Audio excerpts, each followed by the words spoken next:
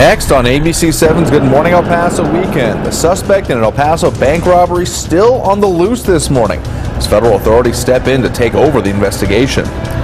Investigators still searching for an answer after a school shooting just a few hours from here as classes are now set to resume. And a glimpse of the future of transportation that could be coming to the borderland in just a few years. And a storm track weather, Stephen. And it's a very windy day here in El Paso. Winds gusting over 55 miles an hour here at the station. I'll talk about those winds coming up. There's all the news you need to start your Saturday, September 10th. ABC7's Good Morning El Paso Weekend starts right now. Live, where news comes first. From the Mesilla Valley and Las Cruces to El Paso and the borderland. This is ABC7's Good Morning El Paso Weekend. The borderland waking up to a very windy start to the weekend. The National Weather Service issuing a wind advisory until 2 this afternoon. This video shot just a few minutes ago on Mesa in West El Paso. See just how strong those wind gusts are, blowing down around trees, siding, and shrubs. Well, good morning and thank you for joining us. I'm Andrew J. Polk. Let's get straight to storm track weather. Then storm track meteorologist Stephen Decatur is live with how strong we expect to see those gusts this morning. Good morning, Stephen. Good morning, Andrew. How's my hair look? Does it look good?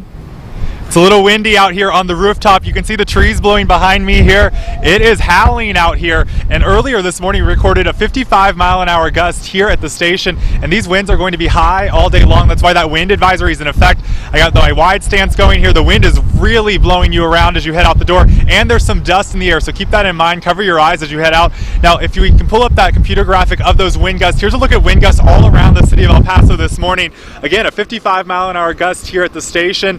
And winds have been high, even on the east side as well, but the west side is really going to see those strong winds today. Again, with that cold front pushing through this morning, those winds are going to continue to howl. The good news is temperatures will be a bit cooler today, and I'll have those details coming up. Andrew? All right, thanks, Stephen. Stay safe getting down from up there. In the meantime, though, a bank robbery in West El Paso is now being handled by the FBI, and the suspect is still on the loose. We first brought you this as breaking news on ABC7 at 5 yesterday. Happened around 5 at the United Bank on Mesa Hills.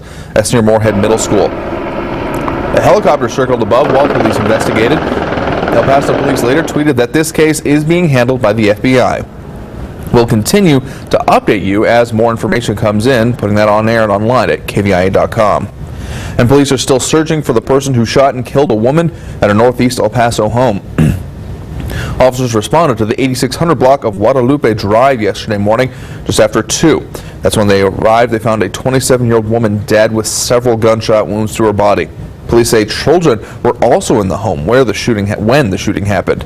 Around-the-clock news crew was there as officers with bulletproof vests surrounded the home and worried neighbors waited outside.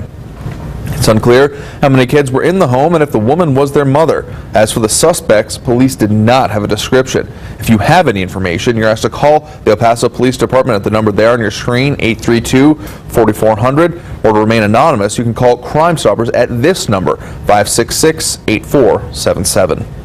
And police have arrested a 25-year-old man after he allegedly robbed 3 businesses in less than a week. Police say that last Sunday, Lorenzo Garcia entered the Metro PCS store on Mesa, showed his gun to the employee, and took off with some money.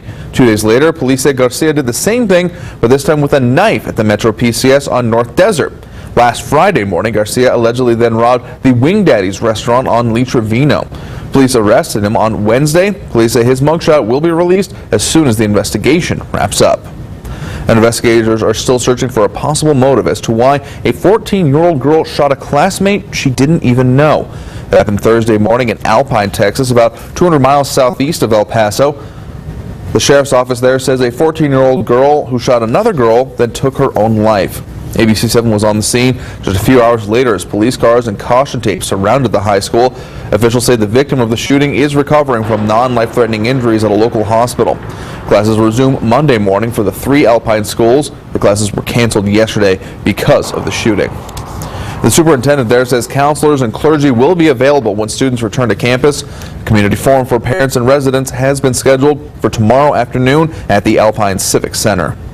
And happening today, the Alamogordo police officer who was shot and killed will be laid to rest. Clint Corvinas was killed a week ago while chasing a wanted fugitive. The suspect who shot Corvinas was also killed by another police officer.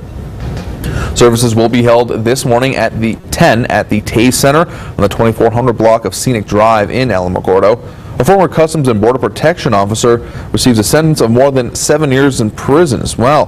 This is a video of the officer Lawrence Madrid seen here last summer as he walked to the court when first facing criminal charges. Madrid allowed immigrants to cross illegally in exchange for money. Yesterday, the 54-year-old was convicted of conspiracy to commit alien smuggling. Madrid's wife, Odette, arranged the details. Madrid would wave them through the pedestrian lanes of El Paso's port of entry while working for CBP. Odette Madrid is also facing charges, but we're told she is now a fugitive. A middle finger to Mexicans. That's what one UTEP professor is calling a proposed textbook titled Mexican-American Heritage. Other historians and professors say it incorrectly portrays Mexican Americans. We spoke with Dr. Jose Maria Herrera, who read through the pages within the digital copy. One passage states that Mexicans are viewed as lazy, and that the view stemmed from, quote, a cultural attitude of mañana or tomorrow when it came to high gear production. Without presenting data, the book claims Mexican workers had a tendency to skip work on Mondays and drink on the job. Dr. Herrera says the book is downright racist, but the publisher, Momentum Instruction, disagrees. It was only presented as a controversial stereotype that was being used against Mexican Americans that they had to overcome. And I do know one of the things that the book did have an intention is to not whitewash history, but to put all of the good, the bad, all of the areas of having to overcome various issues that Mexican Americans have faced. The Texas Education Agency says it was the only book submitted for the course. If approved by the Board of Education, it could hit high school classrooms next year, although districts can opt out of using it if they choose to do so. And we're about 2 months away from Election Day, and the El Paso Independent School District is doing what it can to inform voters about the upcoming bond election. District officials tell us they will be sending out emails, mail-outs, and even do live streaming of community events. The bond is the first one proposed in 9 years for the district, and at $668 million, it's the largest in El Paso history. That's why they say they're trying their hardest to inform voters any way they can. And we have at this time, more than 60 community meetings scheduled across the district and continue to add to the calendar. And of course, any group that would like for us to come and present to them, we're happy to have them. But we will have, again, we have numerous, including at all of our schools, we'll have presentations. To see a list of future meetings, you can just click on this story under our links mentioned section on KVIA.com. And the future of freight transportation could arrive in the borderland in as soon as 2 years. The Texas A&M Transportation Institute says it has developed a freight shuttle system to improve the way the country transports goods. The international system would cost about $250 million and could cut pollution, decrease wait times, and increase security. We have animation that shows how the rail system could carry the truck's trailers across the international border, essentially giving customers their own private lane across the border. We can improve the productivity of trucking companies if they circulate domestically and don't attempt to cross the border and rely on the freight shuttle to express those goods across the border to the other side. Before construction begins, the cross-border project would require a presidential permit to build the transportation system. And of course, tomorrow is the 15th anniversary of a day marked as a tragedy in the United States. Commemoration ceremonies have begun throughout the city as we remember the September 11th attacks.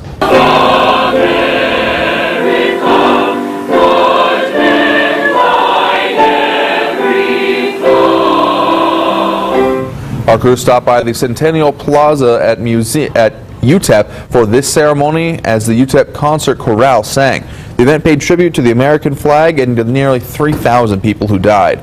The featured speaker was Lieutenant John Schneider. He was an NYPD officer, one of the first responders on that fateful day.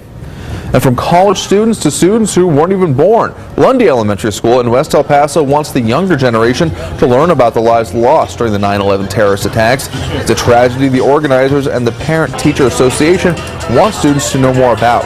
They, along with local businesses, put together a picnic. Hundreds attended the event that had many activities for the children.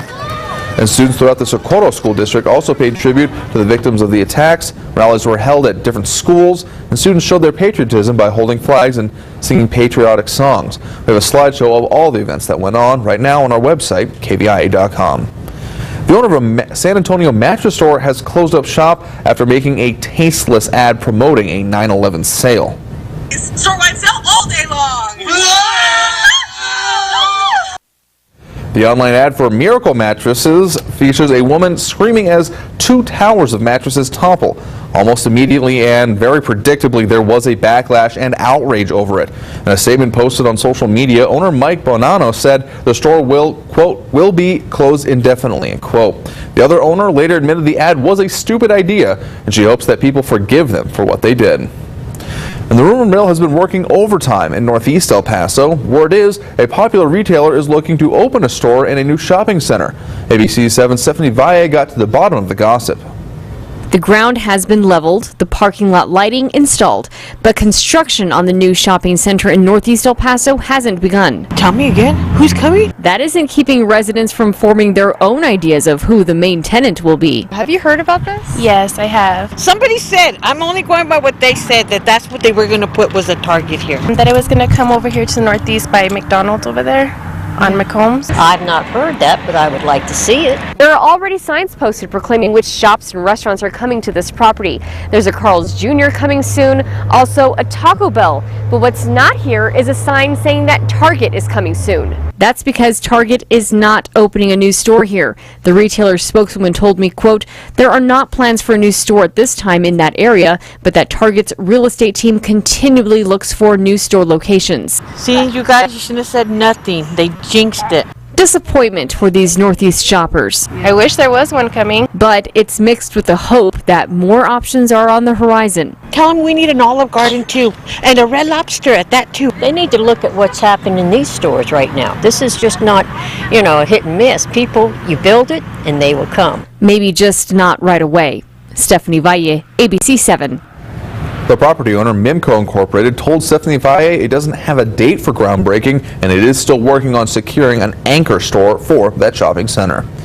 Caught on camera, a man accused of trying to take a woman's wallet will not face more serious charges. Coming up on Good Morning El Paso Weekend, what the video shows and what the explanation is. And later, protests continue over a controversial pipeline meant to go through Native American land, but a new ruling could make that more difficult. Storm Track weather, Steven. I'm back inside where it's a lot less windy, but those winds are going to stay high all day long, and rain chances coming back to the forecast. All those details coming up. You're watching ABC 7, where news comes first.